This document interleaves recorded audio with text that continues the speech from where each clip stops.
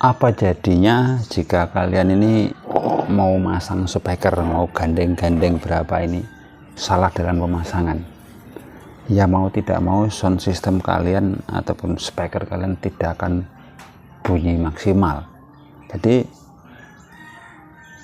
mari kita sama-sama belajar bagaimana sih cara mengetahui pemasangan speaker, cara menggabungkan antara 2 speaker, 3 speaker dan lain sebagainya, agar kita tidak gagal paham dalam merakit sebuah sound system, agar suaranya ini benar, enak dan pas. Tentunya juga tidak perlu membeli alat-alat mahal untuk cek apa ini namanya, seperti di YouTube itu pakai alat nanti di depan speaker dep pas. Ngapain beli alat mahal-mahal seperti itu? Jadi hari ini akan kita bersederhana cara ngeceknya, cek pas speaker yang baik dan benar. Langsung saja kita ke video ini. Jika video ini bermanfaat, silakan bantu tekan like dan subscribe. Terima kasih. Mari kita pelajari satu-satu. Yang pertama kita membuat alat cek pasnya. Jadi untuk mengecek pas speaker seperti yang kadang orang ini seperti model remote seperti nanti diacungkan depan speaker ini terus dep katanya pas. Itu sebenarnya apa sih? Jadi sebenarnya cek pas speaker itu seperti ini. Jadi di dalam speaker ini kan ada yang namanya jalur min plus, ada yang merah dan ada yang hitam. Dan di bodinya di sini tertulis juga ada min plus, mudah-mudahan masih terlihat di speaker kalian. Jadi yang plus ya plus, yang min ya min. Biasanya yang plus ini dikasih warna merah. Jadi untuk mengetahui cek pasnya ini tidak sulit. Kalian bisa menggunakan hanya dengan remote seperti ini pun bisa. Itu diambil, pinjam baterainya 1. Nah, jadi setelah mendapatkan baterai 1 ini, kita kan baterai tahu sendiri bahwa yang metungul ini kan namanya plus, kemudian yang gini yang rata ini min.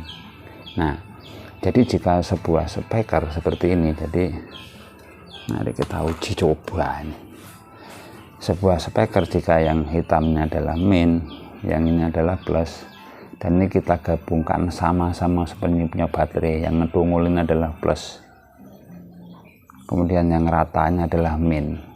Nah, nanti jika ada lompatan ke depan, berarti itu benar, alias min plusnya itu pas. Jadi seperti ini ngeceknya. Coba perhatikan speakernya, dia akan bergejolak naik. Itu menandakan pasnya sudah betul.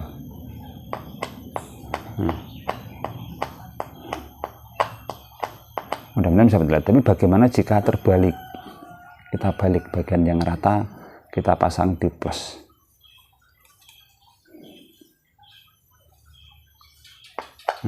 Maka dia akan turun. Gerakan daun speakernya akan turun. Nah, di sini bisa kita mengambil kesimpulan, ya cek pasti ya cuman seperti itu. Jadi akan mencari min plusnya speaker yang benar agar speakernya ini maju semua, dan nanti hasilnya bisa maksimal seperti itu. Jadi kalau dia memang terbalik ya nanti suaranya akan ke belakang. Makanya sering timbullah suara-suara speaker yang di belakang box ya, karena judulnya speakernya ada yang terbalik. Jadi untuk cek pasti cuma seperti itu, modal baterai saja sudah oke, tidak perlu membeli alat yang mahal-mahal sampai jutaan. Nah, kemudian setelah kita tahu min plusnya harus benar-benar pas di dalam power amplifier untuk bisa menghasilkan suara yang maksimal dan oke. Lanjut kita dalam penyusunan speaker. Jadi speakernya semuanya ada polaritasnya, ada min dan juga plus. Nah, seperti ini. Jadi jika kita akan menggunakan musik kita, ada yang 4 ohm, 8 ohm, 2 ohm, itu seperti apa sih? Ya, jadi seperti ini, kita pelajari bersama bahwa speaker yang ada di toko, itu speaker komponen yang kita beli ini, rata-rata ini satu speaker ini 8 ohm. Kenapa? Karena di sini biasanya ada tulisannya. Nah ini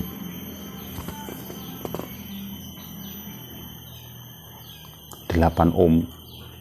Jadi sama seperti ini juga, tapi ini sudah hilang.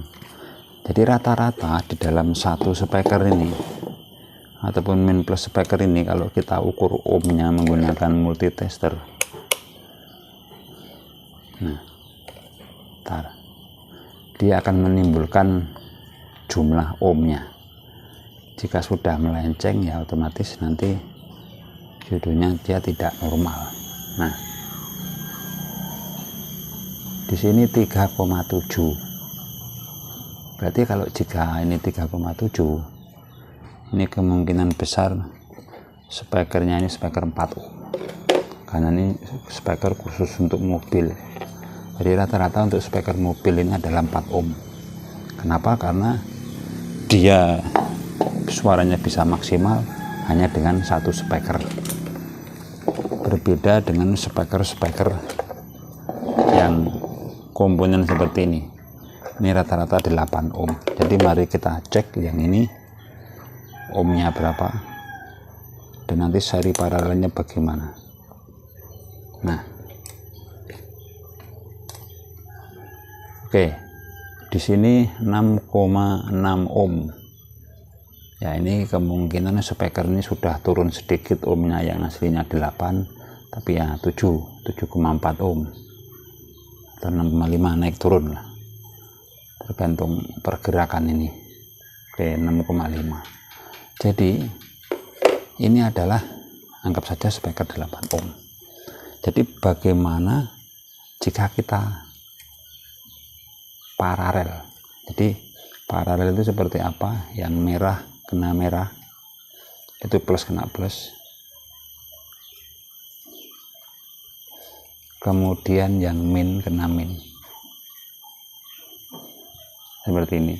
Jadi semua sama seperti kita menyusun speaker 2 biji secara paralel. Jadi yang plusnya kena plus, min kena min.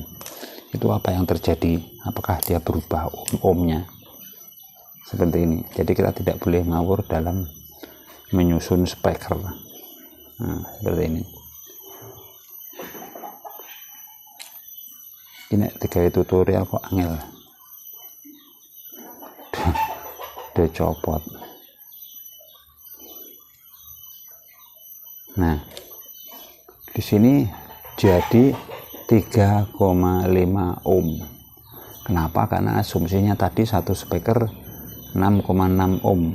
Jadi jika kita gandeng seperti ini menjadi 3,3. Makanya jika speakernya ini speaker 8 ohm dan ini 8 ohm, kalau kita gandeng seperti ini jadinya 4 ohm.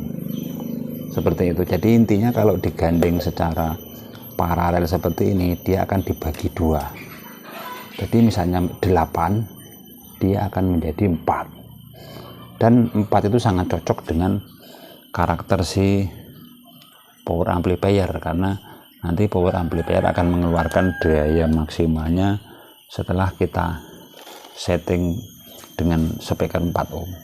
Jadi bagaimana jika kita seri? Jadi maksudnya seri ini seperti ini. Yang merah kita dapatkan yang hitam, ataupun min ketemu yang plus. Seperti ini. Nah, dan nanti ini judulnya kiri kanan ketemu. Ini akan kita ukur juga ohmnya berapa. Setelah di seri, apakah dia akan turun atau malah naik?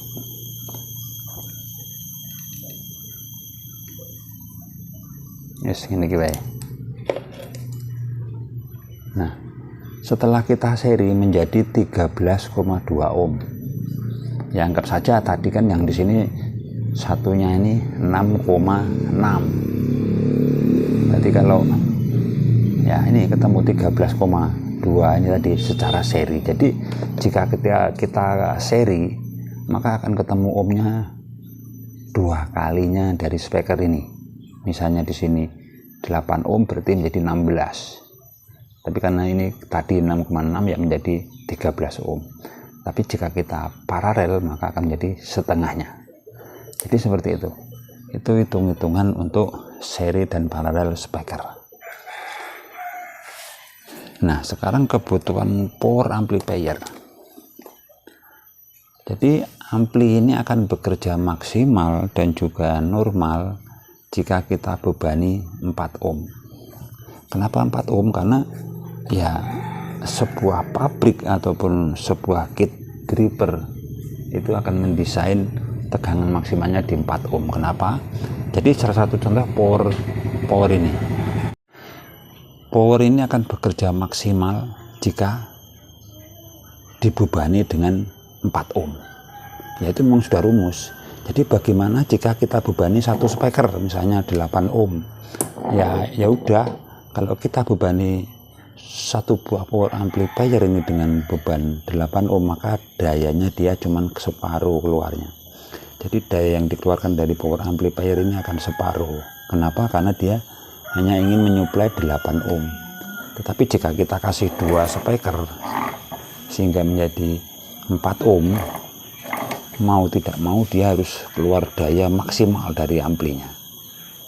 Berbeda lagi jika kita main 2 ohm. 2 ohm ini seperti apa? Jadi 2 ohm ini 2 speaker seperti ini kan kita paralel menjadi tadi setengahnya 4 ohm. Jadi kalau kita tambah lagi 2 speaker dan kita gandeng, yang plus kena plus, min kena min, maka akan ketemunya 2 ohm. Jadi 2 ohm ini nanti si power amplifier ini akan menyuplai ugal-ugalan. Kenapa? Karena ini di sini mintanya 2 ohm dan di sana maksa. Jadi misalnya power ini maksimalnya 1000 watt di 4 ohm, dia harus bisa mengeluarkan daya 2000 watt di 2 ohm. Kenapa? Ya 2 kali lipatnya. Jadi sedangkan ampli ini tidak mampu 2000, maka dia akan sangat panas ketika dibebani power speaker 2 ohm. Jadi rata-rata untuk power ini direkomendasikan ke 4 ohm atau 8 ohm. 8 ohm lebih bagus karena akan sangat-sangat dingin dan ya ringan kerjanya. Kalau 4 ohm itu maksimal. 2 ohm bisa tapi tidak direkomendasikan karena dia harus memaksa mengeluarkan daya 2 kali lipatnya. Seperti itu. Dan untuk jenis-jenis speaker juga banyak. Jadi mudah-mudahan pembahasan ini bisa dimengerti dan dipahami.